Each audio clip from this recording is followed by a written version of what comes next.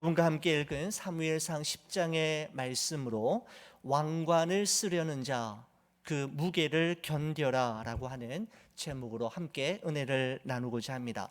여러분, 우리는 사무엘상 8장과 9장의 말씀을 통해서 사울과 사무엘과의 만남이 우연히 이루어진 만남이 아니라 하나님의 특별한 섭리와 인도하심 가운데 이루어졌음을 함께 나누었습니다. 어느 날 이스라엘 백성들의 대표인 장로들이 라마에 살고 있는 사무엘을 찾아와서 자기들의 왕을 세워줄 것을 요청합니다.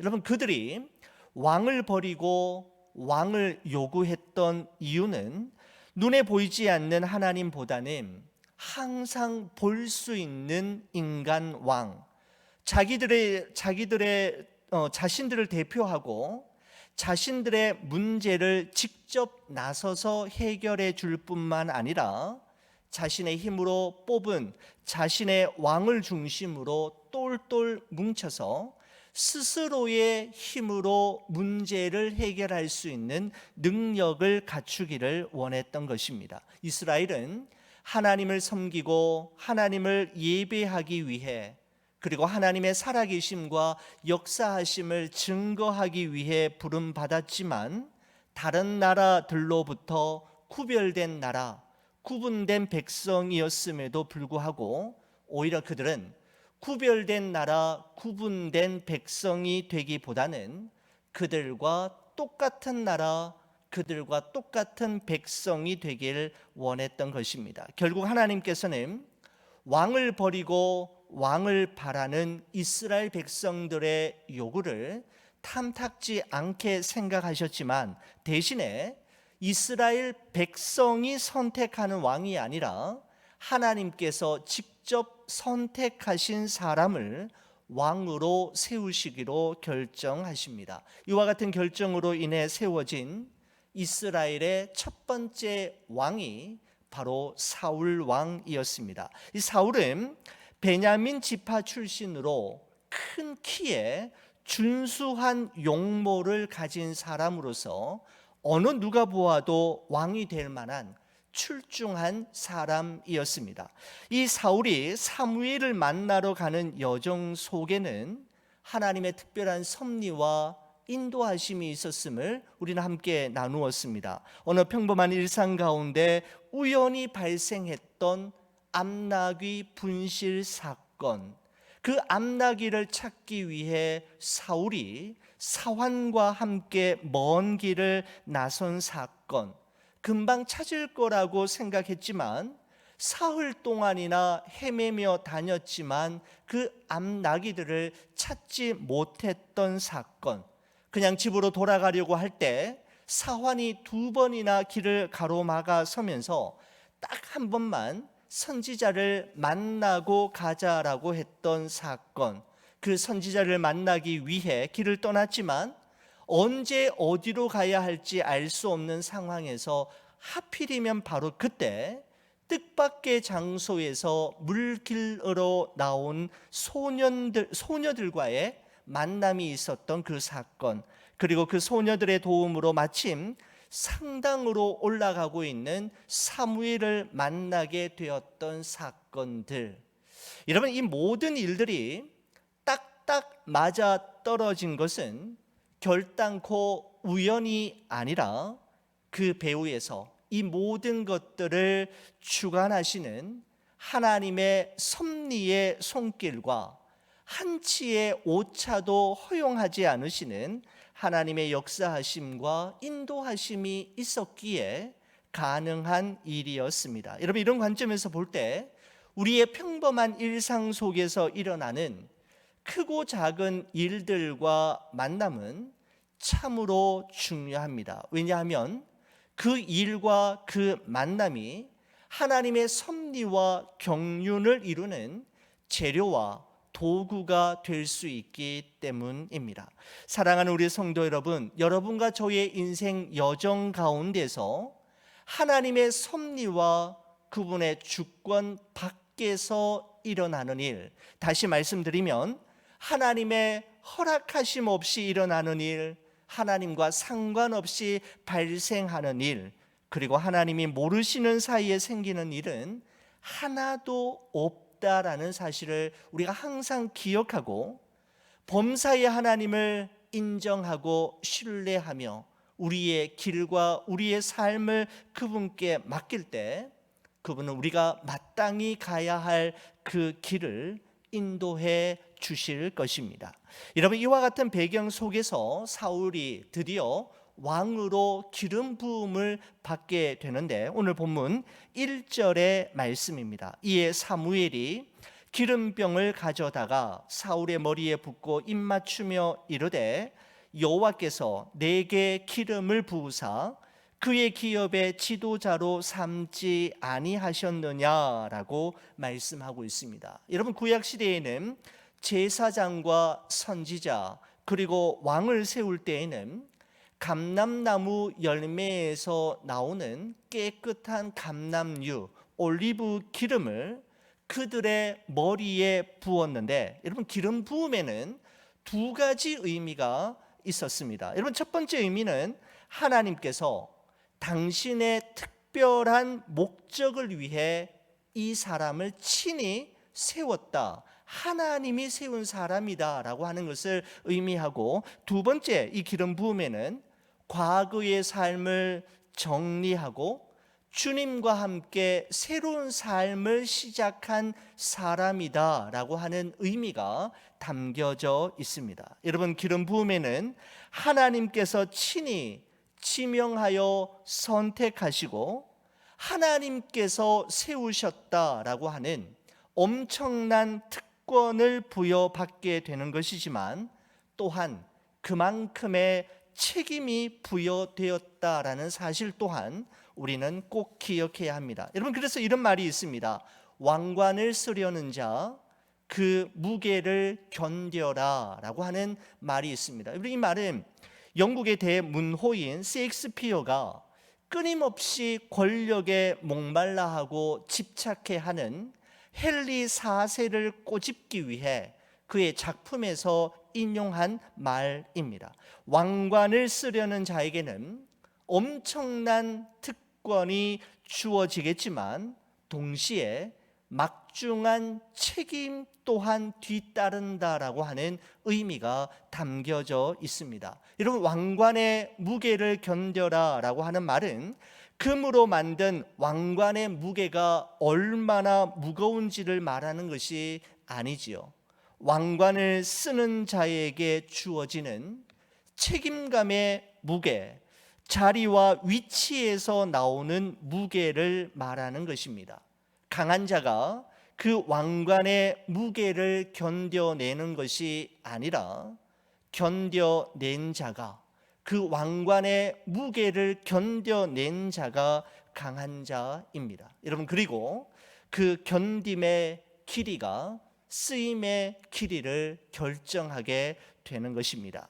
여러분, 신명기 34장 7절 말씀에 보면 이런 말씀이 있습니다. 모세가 죽을 때에 나이가 120세였으나 그의 눈이 흐리지 아니하였고 기력이 쇠하지 아니하였더라 라는 말씀이 있습니다. 모세가 죽을 때 눈이 흐리지 아니하였고 기력이 쇠하지 않았다라고 하는 이 말은 모세가 죽을 때까지 참 건강했다라는 말이죠. 영적으로나 육적으로 정말 강건했다라고 하는 의미도 있지만 또한 이 말씀은 아무리 건강해도, 그가 아무리 간절히 원해도 하나님이 데려가시면, 하나님께서 이제 그만해라 하시면, 됐다, 이제 그만둬라 라고 하시면 하고 싶어도 할 수 없는 날이 반드시 온다라고 하는 의미 또한 감추어져 있는 아주 중요한 말씀입니다. 좋은 비전교회 우리 성도 여러분, 하나님께서는 여러분과 저를 믿고 목회자로, 장로님으로, 권사님으로, 집사님으로, 할아버지와 할머니로, 아버지와 어머니로, 아들과 딸로 세우셨습니다. 여러분, 그 자리와 그 위치에는 하나님이 주신 특권과 권위가 있지만 그 특권과 권위에는 그만큼의 책임감과 의무가 따른다라는 사실 또한 우리는 반드시 기억해야만 하는 것이죠. 인생의 무게와 사명의 무게를 기도의 무릎으로 잘 감당하는 여러분과 제가 되기를 간절히 축원을 드립니다. 여러분, 한편 사울은 다른 사람이 아닌 하나님에 의해 자신이 왕으로 선택을 받고 사무엘에 의해 자신의 기름 부음을 받았다라는 사실이 도저히 믿겨지지가 않았던 것입니다. 여러분, 그래서 사무엘은 세 가지 예언을 통해서 사울에게 앞으로 일어나게 될 세 가지 예언을 통해서 그에게 확신을 주게 되는데, 여러분, 첫 번째 예언은 사울이 집으로 돌아가는 길에 라헬의 묘실 근처에서 두 사람을 만나게 될 것인데, 그 두 사람이 말하기를 너가 찾고 있던 아버지 암나기는 이미 찾았고 아버지가 사울이 돌아오지 않음으로 인해 걱정하고 있다라는 소식을 전해주게 될 것이다. 그 소식을 듣게 된다면 너는 하나님에 의해 선택받고 기름 부음 받아 왕이 된 자가 맞다라고 하는 사실을 인정하라라는 것입니다. 여러분, 두 번째 예언은 사울이 길을 더 가다가 보면 베델로 올라가는 세 사람을 만나게 될 텐데 그들이 너에게 떡덩이를 줄 것이다. 이것이 바로 증표가 된다라는 것입니다. 세 번째 예언은 사울이 하나님의 산에 이르게 되면 선지자들의 무리를 만나게 될 터인데 그때 하나님의 영이 내게 임하고 너는 새 사람이 될 거라고 이야기하고 있습니다. 이 세 가지 예언이 모두 성취되고 이루어지는 것을 너가 확인한다면 너는 하나님이 선택하셨고 기름 부음 받은 왕이 맞다라는 것을 확신하게 될 것이다 라는 의미입니다. 여러분, 그리고 이 사무엘이 말한 세 가지 예언들은 모두 그대로 이루어지게 되지요. 9절의 말씀입니다. 그가, 사울을 이야기합니다. 그가 사무엘에게서 떠나려고 몸을 돌이킬 때에 하나님이 새 마음을 주셨고 그날 그 징조도 다 응하니라 라고 말씀하고 있습니다. 여러분, 이 세 가지 예언과 그 세 가지 예언의 성취는 자신이 이스라엘의 왕이 된다라는 사실을 도저히 믿겨지지 않았고 도저히 믿을 수 없었던 사울에게 분명한 확신을 주는 하나님의 섬세하신 배려이었습니다. 다시 말씀드리면, 사울아, 내가 너를 불렀고 내가 너에게 기름을 부어 왕으로 세웠으니 나는 너와 함께 할 것이며 너를 끝까지 책임져 줄 것이며 너를 반드시 도와주겠다라고 하는 의미가 바로 이 세 가지 예언의 성취를 통해서 사울에게 확신시켜 주셨던 것입니다. 사울은 사무엘이 말한 세 가지 예언들이 말한 그대로 이루어짐을 보면서 그는 그제서야 자신을 왕으로 세우신 분이 하나님이심을 확신하게 되었고 자신에게는 아무런 능력과 자격이 없지만 불가능을 가능케 하시는 하나님이 계심을 믿고 담대하게 되었을 것입니다. 그렇습니다. 사랑하는 성도 여러분, 우리의 힘과 능력으로는 할 수 없는 일들이 너무너무 많고 우리 자신의 모습을 생각하면 정말 자신과 용기가 없지만 하나님이 나와 함께 하심을 믿고 하나님의 도와주심을 확신하기에 우리는 언제든지 다시 시작할 수 있고 우리는 언제든지 다시 용기를 낼 수가 있는 것입니다. 여러분, 이처럼 세 가지 예언을 통해서 너는 하나님이 기름 부어 세우신 왕이라는 사실을 알게 된 후에 사무엘이 사울에게 아주 중요한 명령을 내리는 것을 보게 되는데, 자, 여러분 9절의 말씀을 한번 보시기 바랍니다. 여러분 이렇습니다. 너는 나보다 앞서 길갈로 내려가라. 내가 네게로 내려가서 번제와 화목제를 드리리니 내가 네게 가서 내가 행할 것을 가르칠 때까지 7일 동안 기다리라 라고 되어 있습니다. 자, 여러분 우리가 지나치지 말고 우리가 꼭 확인하고 넘어가야 할 표현이 있는데 7일 동안 기다리라 라는 것입니다. 여러분 사울이 이스라엘의 첫 번째 왕으로 부름받은 이후 그가 제일 먼저 하나님으로부터 받은 명령이 있다면 그것은 기다리라라는 것입니다. 여러분 언제까지입니까? 하나님께서 내게 어떻게 행할지를 가르쳐 주실 때까지 기다리는 겁니다. 여러분 그러면 구체적으로 며칠 동안이었습니까? 7일 동안이라고 말씀하고 있습니다. 여러분 7일은 유대인들이 생각하기에 완전을 의미하죠. 완전수입니다. 하나님의 완전한 타이밍까지 온전히 기다리라라는 것입니다. 여러분 사람이 참 안 되는 부분이 많이 있는데 그 중에 한 가지가 기다림이지 않습니까? 사람은 뭔가를 하고 있어야 안심이 되고 뭐든지 해야 마음이 놓이지 그냥 있으면 불안하고 두렵습니다. 여러분 그러나 사울이 하나님께 쓰임 받는 왕이 되기 위해 그가 하나님으로부터 받았던 가장 첫 번째 훈련은 기다림의 훈련이었습니다. 여러분 우리는 항상 조급하고 서두르지만 하나님은 조급하지 않으시고 서두르시지 않습니다.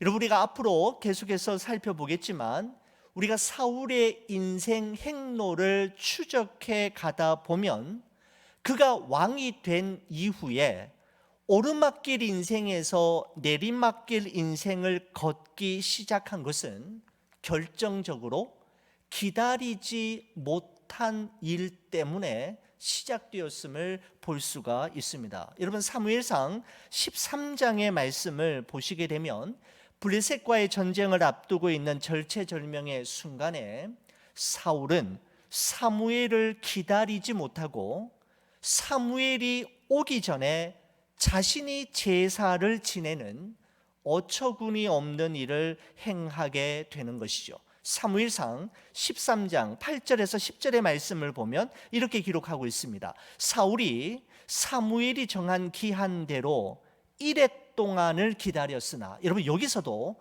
7일입니다. 7일 동안을 기다렸으나 사무엘이 길갈로 오지 아니하매 백성이 사울에게서 흩어지는지라 사울이 이르되 번제와 화목 제물을 이리로 가져오라 하여 번제를 드렸더니 번제 드리기를 마치자 사무엘이 온지라라고 말씀하고 있습니다.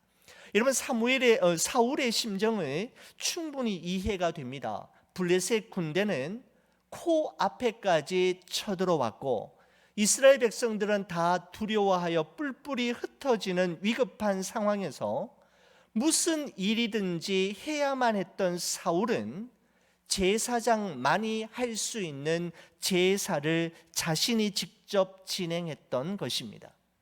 여러분 그렇습니다. 우리가 하나님의 때를 충분히 기다려내지 못하면 우리는 무리수를 두게 되고 결국은 돌이킬 수 없는 결과를 거두게 된다라는 사실입니다.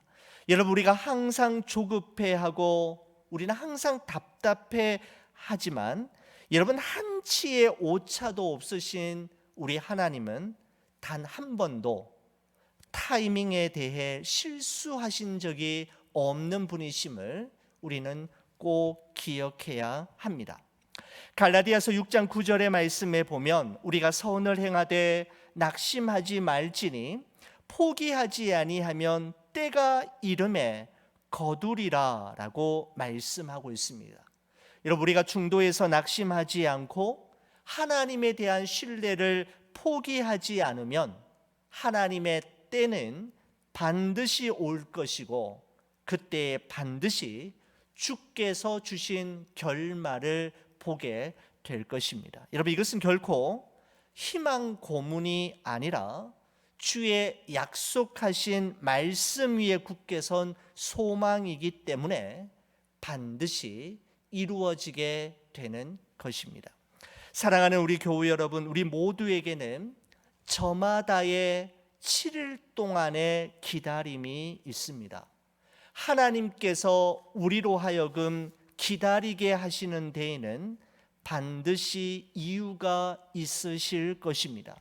그 이유를 알지 못해서 우리는 답답해하고 조급해하기도 하지만 결단코 타이밍을 놓치지 않으시는 하나님, 실수하는 적이 없으신 하나님, 한치의 오차도 허용하시지 않는 하나님이 계심을 믿고 낙심하거나 포기하지 말고 끝까지 기다려낼 수 있기를 간절히 축원을 드립니다.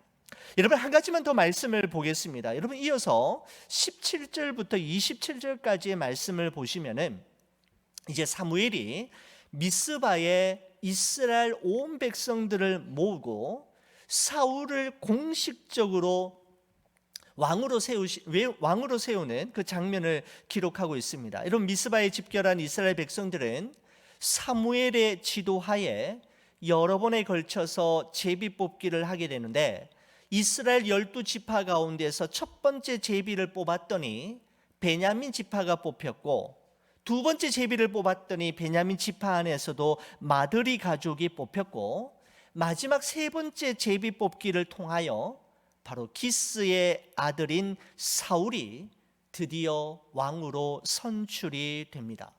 여러분 보십시오. 겉으로 보기에는 사무엘을 중심으로 한 온 이스라엘 백성들이 간절한 마음으로 자기의 손으로 제비 뽑기를 통해 자기의 손으로 사울을 왕으로 뽑았지만 그 배후에는 우리가 아는 대로 하나님이 계획하신 시나리오대로 이루어진 일이었습니다. 여러분, 그렇습니다.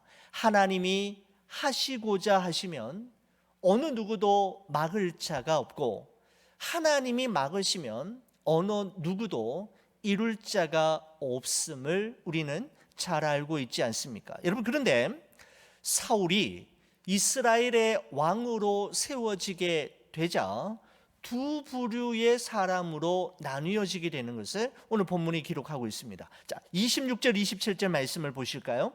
사울도 기브와 자기 집으로 돌아갈 때에 마음이 하나님께 감동된 유력한 자들과 함께 갔느니라. 그런데 거기 보니까 어떤 불량배는 이르되 이 사람이, 즉 사울을 이야기합니다. 이 사람이 어떻게 우리를 구원하겠느냐 하고 멸시하며 예물을 바치지 아니하였으나 그는 잠잠하였더라라는 말씀으로 이 사무엘상 10장이 마무리가 되는 것을 보게 됩니다. 여러분, 사울은 하나님의 섭리와 인도하심 그리고 하나님의 시나리오대로 왕이 되었지만 그에 대한 상반된 태도를 가진 두 부류의 그룹으로 나뉘어지게 되는 것을 볼 수가 있습니다. 하나님께 감동된 유력한 사람들은 사울을 따르지만 어떤 불량배들은 사울을 멸시하고 따르지 않았다라고 성경은 정확하게 그려내고 있는 것을 보게 됩니다. 여러분, 그렇습니다. 우리는 누구에게나 모든 사람에게 환영받는 것이 아니라 때로는 내게 아무 잘못이 없어도 비난을 받기도 하고 배척을 당할 수도 있다라는 것을 우리는 기억할 필요가 있습니다. 여러분, 그런데 중요한 것은 뭐냐면 나를 배척하느냐 나를 따르느냐 그것이 중요한 것이 아니라 어떻게 반응하느냐가 중요함을 우리가 본문을 통해서 보게 됩니다. 27절 말씀 다시 한번 보실까요? 이렇습니다. 어떤 불량배는 이르되 이 사람이 어떻게 우리를 구원하겠느냐 하고 멸시하며 예물을 바치지 아니하였으나 그는 여기서 그는 사울을 이야기합니다. 사울은 잠잠하였더라라고 말씀하고 있습니다. 여러분, 그는 잠잠하였더라라고 하는 이 부분을 영어 성경에서는 두 가지로 번역하고 있는 것을 보게 됩니다. 여러분, NIV에서는 이렇게 표현합니다. But Saul kept silent라고 되어 있습니다. 그러나 사울은 침묵했다라고 이야기하고 있습니다. 그들의 말에 반박하거나 맞대응하여 싸우지 않고 침묵했다라고 되어 있죠. kept silent라고 되어 있고, ESV 영어 성경에서는 이렇게 되어 있습니다. But he held his peace라고 되어 있습니다. 그러나 그는 평안함을 유지했다라는 것입니다. 이것은 그들의 말 때문에 자신의 평정심을 잃어버리지 않았다라는 것입니다. 여러분, 어떻게 침묵으로 잠잠함으로 자신의 감정을 통제하고 평정심을 잃어버리지 않을 수 있었을까요? 여러 가지 많은 비결이 있었겠지만 그 중에 한 가지는 그는 이 문제를 하나님께 맡겼기 때문입니다. 내가 해결하는 것이 아니라 하나님께서 해결해 주시도록 하나님께 맡기는 것이죠. 여러분, 그렇습니다. 세상을 살아가면 살아갈수록 목회의 연수가 조금씩 늘어가면 늘어갈수록 하나님께 맡겨야 할 것이 점점 더 많아짐을 많이 느낍니다. 그리고 견뎌내야 할 인생의 무게와 버텨내야 할 사명의 무게가 조금씩 더 무거워짐을 느끼게 됩니다. 여러분, 이런 책 제목이 있습니다. 당신은 아무 일 없었던 사람보다 강합니다 라고 하는 책 제목이 있습니다. 여러분, 저는 책을 결정할 때 주로 누가 지었는가, 작가를 보고, 두 번째는 책 제목을 보게 되는데, 여러분, 책을 이렇게 찾다가 이 제목이 참 마음에 와닿았습니다. 당신은 아무 일 없었던 사람보다 강합니다. 여러분, 지난날 우리에게 있었던 일과 요즘 우리가 경험하고 있는 일은 우리를 아무 일도 없었던 사람보다 훨씬 더 강한 믿음의 사람, 하나님을 더욱 신뢰하고 의지하는 사람으로 만들어 줄 것입니다. 그러므로 아무 일도 없는 것보다 아무 일이 있는 것이 우리의 신앙과 우리의 삶의 유익이 됨을 말씀하고 있는 것입니다. 사랑하는 우리 교회 여러분, 우리 인생 여정에도 기다려야만 하는 때와 침묵하고 잠잠해야만 하는 때가 있습니다. 세상의 가장 큰 무게는 기다림의 무게이고 침묵의 무게임을 깨닫게 되는 것이죠. 기다림과 침묵의 무게를 잘 견뎌내심으로 하나님 앞에 귀하게 쓰임받는 우리 좋은 비전교회 모든 성도님들 되시기를 우리 주의 이름으로 간절히 축원을 드립니다. 우리 기도하시겠습니다.